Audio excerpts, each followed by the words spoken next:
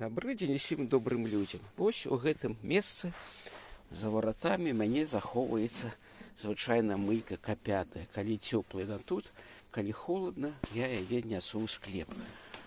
І яе, магчыма, адной левай падняў і ў склеп па прыступках спусціў.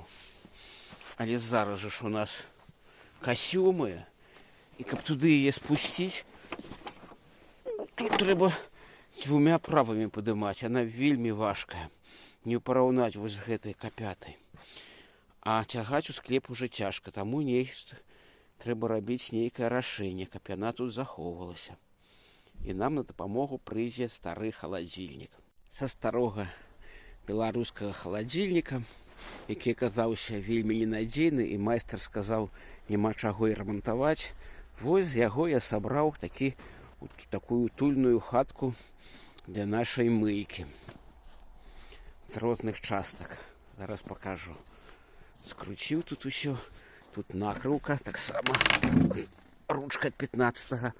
І вось туды апускаецца сама будзе мыйка.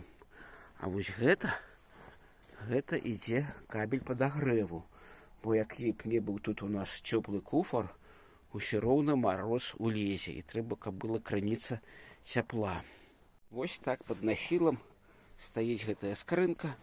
Туды я апусціў мыйку. Зараз накрою яе накрыўкай, і яна там будзе захоўвацца.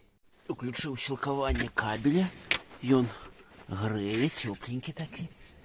Сам рэх вось гэты, у яго, дарэчы, 30 ватт на метр пагоны. Ну, у залежнасці ад тэмпературы. Шчыльна накрыўку гэту закрыў. Ну і паглядзім, колькі тут нам дае. Дае вось яно зараз 43 вата выдае. Яшчэ не астыла. Ну вось так. Так яна будзе захоўвацца, гэта мыйка. Не трэба ёй нікуды цягаць. Трэба памыць дастаў. Калі моцныя маразы, ніхто і не будзе карыстацца, яна будзе захоўвацца ў гэтай сваёй хацінкі. Усім усяго найлепшага. Пакуль.